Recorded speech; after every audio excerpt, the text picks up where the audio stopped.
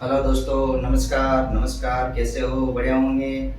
और तैयारी भी आपकी ज़ोर शोर से चल रही होगी और आप अपने जो आने वाला बीएसटीसी एग्ज़ाम है उसके लिए पूर्ण रूप से लगे रहे होंगे।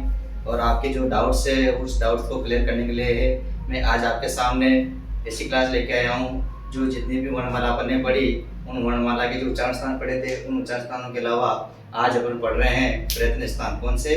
प्रयत्न स्थान। तो देखिए दोस्तों, प्रयत्न स्थान पढ़ रहे हैं तो प्रयत्न क्या होती है? प्रयत्न की परिभाषा के रूप में देखते हैं, परकृष्ट यत्न इति प्रयत्न। कौन सा? परकृष्ट यत्न इति प्रयत्न। कह सकते हैं कि वर्ण या ध्वनि का जो उच्चारण करने हेतु वर्ण या ध्वनि का उच्चारण करने हेतु किया गया प्रयास। क्या? उच्चारण ध्वनि का उच्चारण करने हेतु किया गया प्रयास क्या कहलाता है? प्रयत्न कहलाता है। क्या कहलाता है? प्रयत्न कहलाता है। अब बात आती है अपने पास कि प्रयत्नों की संख्या की। किसकी बात आती है? प्रयत्नों की संख्या की कि प्रयत्न कितने होते हैं। तो देखते प्रयत्न कितने होते हैं। तो प्रयत्न प्रयत्न विधा कितने होते हैं? प्रयत्न द्विधा, दो प्रकार के होते हैं प्रयत्न द्विधा। आभ्यंतर बाह्यश्च, आभ्यंतर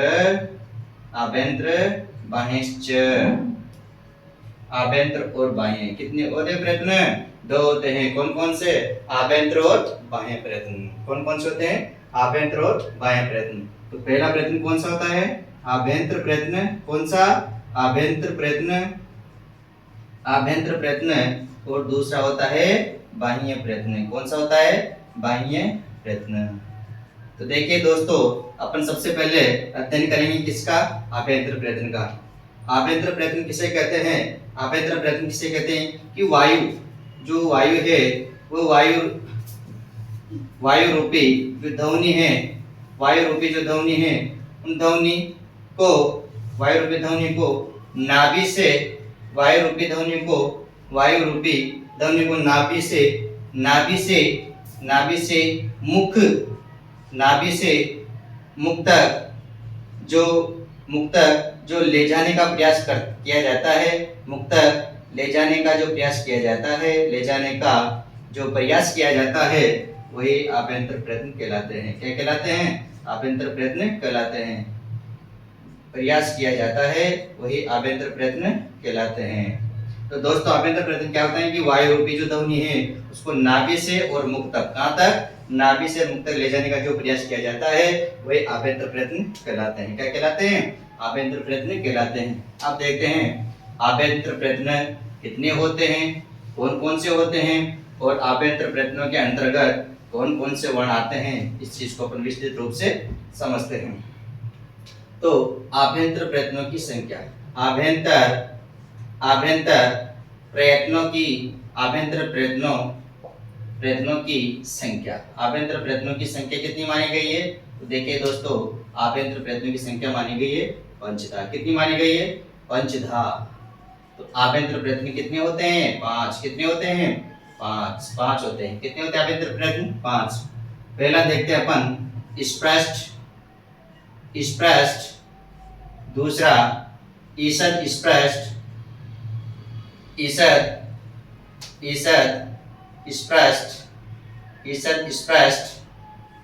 स्पष्ट, तीसरा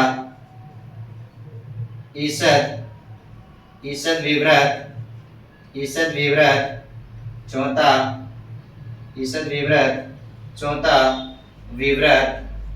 विवृत, और पांचवा होता है यहाँ पर अपने पास समृद्ध। तो दोस्तों याद रखना, आभ्यंतर प्रयत्न कितने होते हैं? 5। आभ्यंतर प्रयत्नों की संख्या कितनी होती है? 5। कौन कौन से? स्पष्ट, ईषद विवृत और समृद्ध।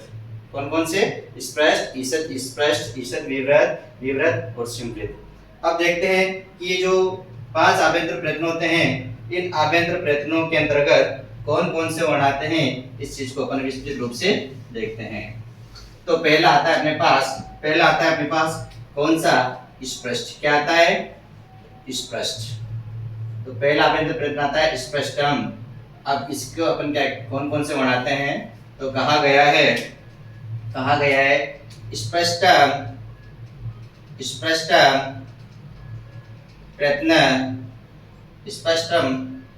प्रयत्न, स्पर्शानाम, स्पष्ट प्रयत्नम स्पर्शानाम, स्पष्ट प्रयत्न स्पर्शानाम। तो स्पष्ट प्रयत्न के अंतर्गत कौन कौन से वर्ण आते हैं? तो वो आते हैं स्पर्श वर्ण। कौन कौन से वर्ण आते हैं?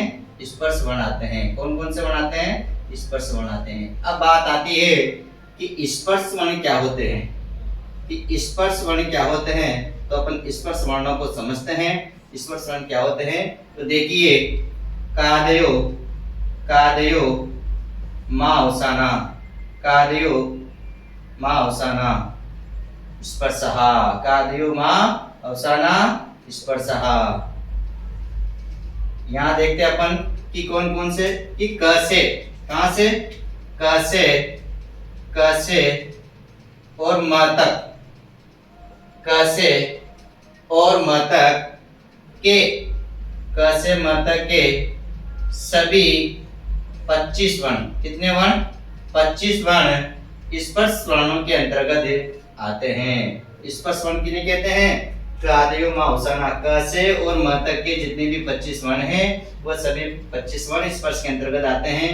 क्योंकि अपन जानते हैं कि जो 25 वर्ण हैं वह यहाँ आते हैं उदित वर्ण। कौन से वर्ण आते हैं? उदित वर्ण। इन्हीं वर्णों को अपन उदित वर्ण भी कहते हैं। क्या कहते हैं? उदित वर्ण भी कहते हैं। उदित वर्ण भी कहते हैं। तो देखिए, को, चो, टो, तु, पु, एते है उदितः, एते है उदितः।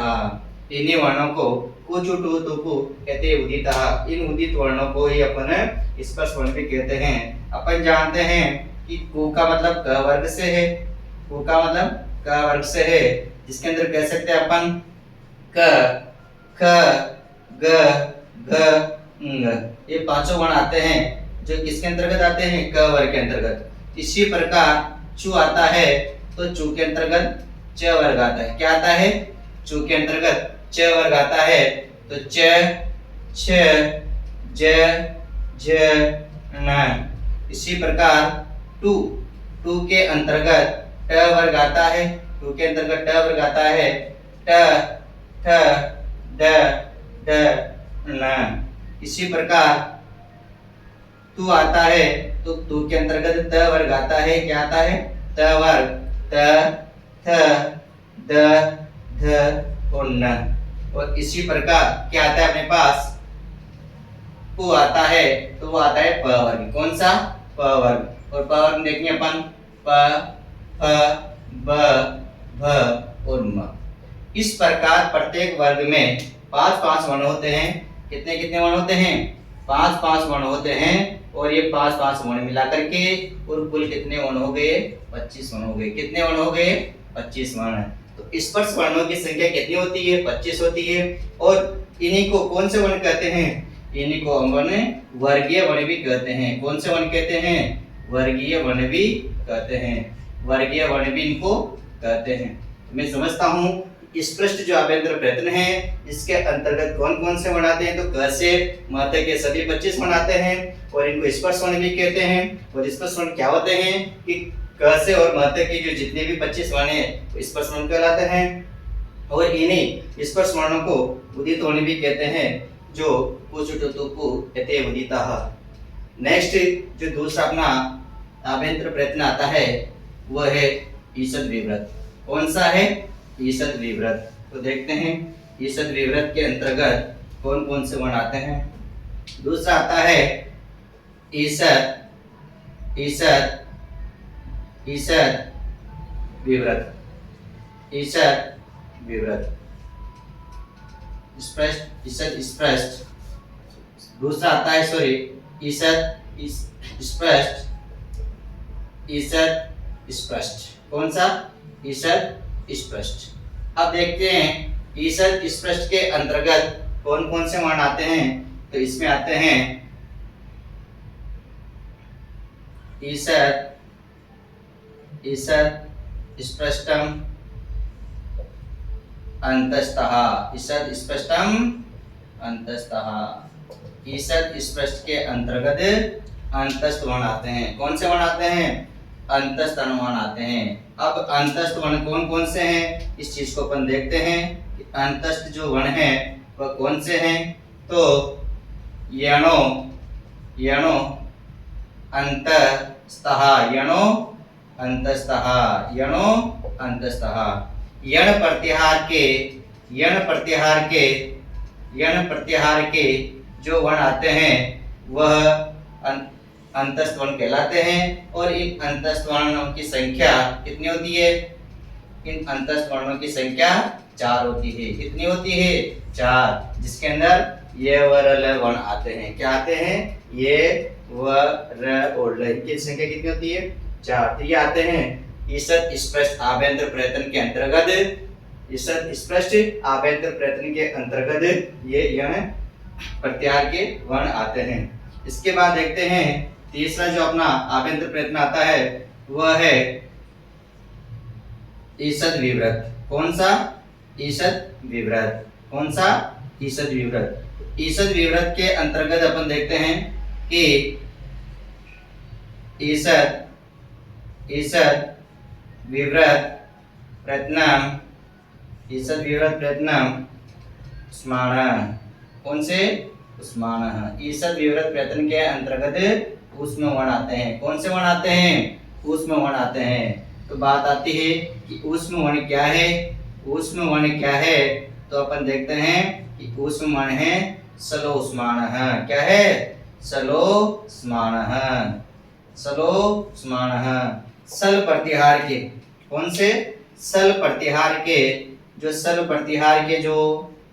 प्रत्याहार के जो वर्ण आते हैं वो कहलाते हैं ऊष्म वर्ण। और इसके अंतर्गत आते हैं स और ह, स ह। कितने वर्ण आते हैं, 4 वर्ण आते हैं। कितने वर्ण आते हैं, 4 वर्ण आते हैं। इस प्रकार स्पष्ट, ईषद स्पष्ट, ईषद विवृत जो अपना था वो आभ्यंतर प्रयत्न देख लिया अपन ने। ईषद विवृत के अंतर्गत ऊष्म वर्ण देख लिए और ईषद स्पष्ट के अंतर्गत अंतस्थ वर्ण देखती है।